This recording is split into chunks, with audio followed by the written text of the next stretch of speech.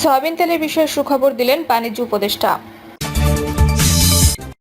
খাগড়াছড়িতে দুই আঞ্চলিক সংগঠনের গোলাগুলিতে গৃহবধূ নিহত।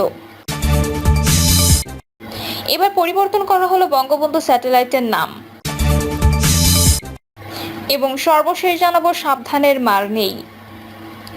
শুনছিলেন সংবাদ শিরোনাম, এবারে বিস্তারিত। সয়াবিন তেলের বিষয়ে সুখবর দিলেন বাণিজ্য উপদেষ্টা। আগামী 2 দিনের মধ্যে সয়াবিন তেলের সরবরাহ স্বাভাবিক হবে বলে জানিয়েছেন বাণিজ্য উপদেষ্টা শেখ বশির উদ্দিন। সয়াবিন তেলের সরবরাহ পরিস্থিতি নিয়ে প্রশ্ন জবাবে বাণিজ্য উপদেষ্টা বলেন, নিত্য প্রয়োজনীয় পণ্যের ঘাটতি নেই, সয়াবিন তেলের সরবরাহ কিছুটা কম, এটা অস্বীকার করার কিছু নেই। আশা করছি আজ থেকে সরবরাহ পরিস্থিতির উন্নতি হবে। শেখ বশির উদ্দিন বলেন, সয়াবিন তেল বেশি দামে যেমন বিক্রি হচ্ছে, তেমনি পাম অয়েল সরকার নির্ধারিত দাম থেকে 25 টাকা কমে বিক্রি হচ্ছে। আমাদের মোট ভোজ্য তেলের 60% পাম অয়েল। বাজারে তেলের দাম একই সঙ্গে কমেছে এবং বেড়েছে। আশা করছি সয়াবিন তেলের দামও কমে আসবে। অন্য এক প্রশ্নের জবাবে শিল্প উপদেষ্টা আদিলুর রহমান খান বলেন, পণ্যের মান নিয়ন্ত্রণ ও খাদ্যে ভেজাল রোধে পবিত্র রমজান মাসে বিএসটিআই ভ্রাম্যমাণ আদালত পরিচালনা করছে। আজ 4টি বাজারে ভ্রাম্যমাণ আদালত পরিচালনা করা হয়েছে, কার্যক্রম চলমান। খাগড়াছড়িতে দুই আঞ্চলিক সংগঠনের গোলাগুলিতে গৃহবধূ নিহত। আধিপত্য বিস্তারের লড়াইয়ে আঞ্চলিক দুই সশস্ত্র সংগঠনের গোলাগুলিতে খাগড়াছড়ি পানছড়িতে রূপসী চাকমা নামে এক গৃহবধূ নিহতের খবর পাওয়া গেছে। উপজেলার দুর্গম হাতিমারা গ্রামে আঞ্চলিক সংগঠন ইউপিডিএফ এবং জেএসএস এর মধ্যে গোলাগুলির সময় ওই গৃহবধূ নিজ বাড়িতে গুলিবিদ্ধ হয়ে নিহত হয়েছেন। স্থানীয় সূত্রে জানা যায়, নিহত গৃহবধূ রূপসী চাকমা হাতিমারা গ্রামের হেমন্ত চাকমার স্ত্রী।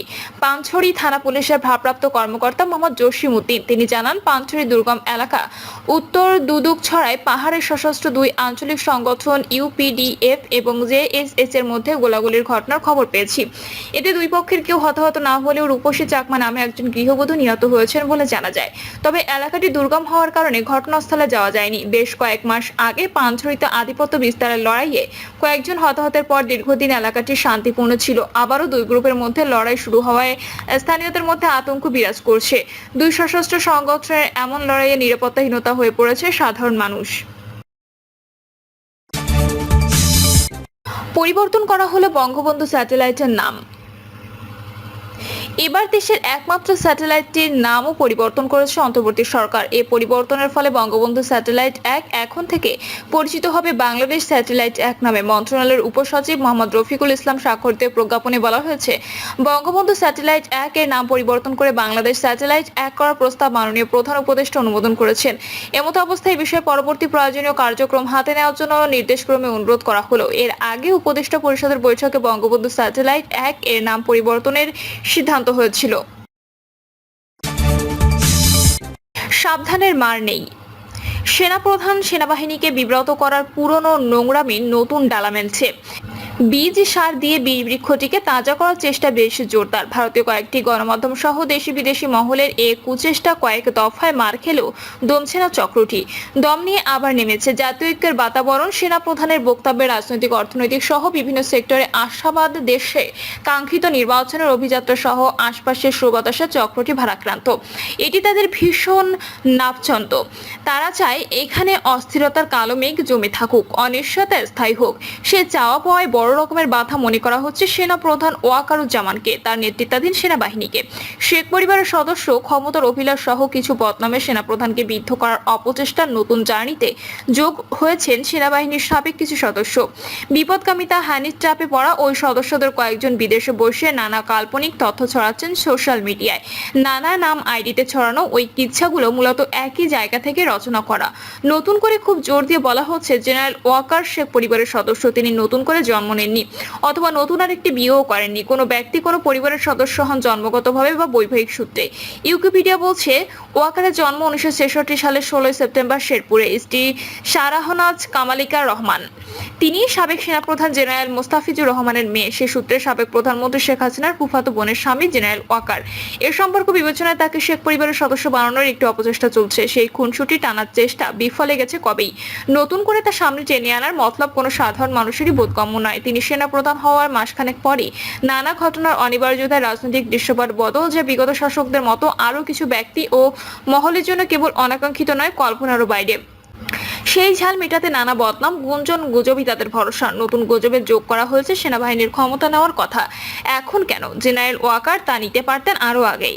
এসএসএফ এর গান পয়েন্টে দাঁড়িয়ে জীবনে ঝুঁকি নিয়ে রক্তাক্ত দেশকে মিনিট কয়েকের মধ্যে একটি শান্ত বন্দোবস্তে আনা ক্ষমতা নেওয়ার চেয়ে কঠিন ছিল। তিনি কঠিন কাজটি করেছেন। এরপরও সেনাপ্রধান বারবার বলছেন তাদের ভিন্ন কোনো উদ্দেশ্য নেই। এরপরও তোতা পাখির মতো শেখানো বলিতে সেনাবাহিনীর ক্ষমতা নেওয়ায় কল্পকাহিনী রটানোতে ক্ষান্ত নেই মহল বিশেষ।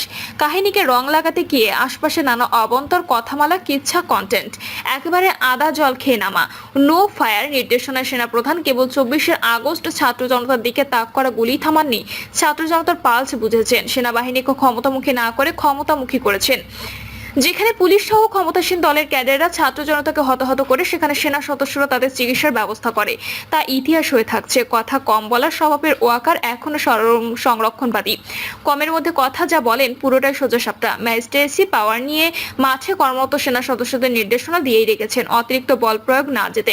এখানেও মেধা এবং ধীর বুদ্ধির এক রসায়ন। বাহিনীকে নির্দেশ দেওয়াই আছে নির্বাচিত সরকার না আসা পর্যন্ত ধৈর্যের সঙ্গে কাজ করে যাওয়ার। এর আগে সেনাপ্রধান সরাসরি সেসব মানুষকে সতর্ক করেছেন যারা বাংলাদেশের বর্তমান রাজনৈতিক অস্থিরতায় ইন্ধন যোগানোর অপচেষ্টা করছেন এবং বিভাজন ও মেরুকরণের রাজনীতিতে শান দিচ্ছেন। এতে যে আখেরে দেশ এবং দেশবাসীর ক্ষতি হবে সে কথা স্পষ্ট ভাষায় বলতে দ্বিধা করেনি 25শে ফেব্রুয়ারিতে। বলেছেন, আমি আপনাদের সতর্ক করে দিচ্ছি, পরে বলবেন যে আমি সতর্ক করিনি। আপনারা যদি নিজেদের মধ্যে ভেদাভেদ ভুলে একসঙ্গে কাজ না করতে পারেন, নিজেরা যদি কাদা ছোড়াছুড়ি করেন, মারামারি কাটাকাটি করেন, এই দেশ এবং জাতির স্বাধীনতা সার্বভৌমত্ব বিপন্ন হবে। আমি আজকে বলে দিলাম, নইলে আপনারা বলবেন যে আমি আপনাদের সতর্ক করিনি। আমার অন্য কোনো আকাঙ্ক্ষা নেই। আমার একটাই আকাঙ্ক্ষা, দেশ ও জাতিটাকে একটা সুন্দর জায়গায় রেখে ছুটি গ্রহণ করা। গত 7-8 মাস ধরে অনেক সহ্য করেছি, যথেষ্ট হয়েছে। কথা কিন্তু আর বেশি লাগে না। উপরিউক্ত কয়েক কথার মধ্যে অনেক মেসেজ।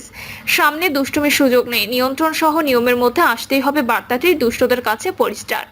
সেই দৃষ্টে তারা নেমেছে ছলচাতুরি সহ নানা কারসাজিতে। বিভ্রান্তি, গুজবই তাদের প্রধান ভরসা।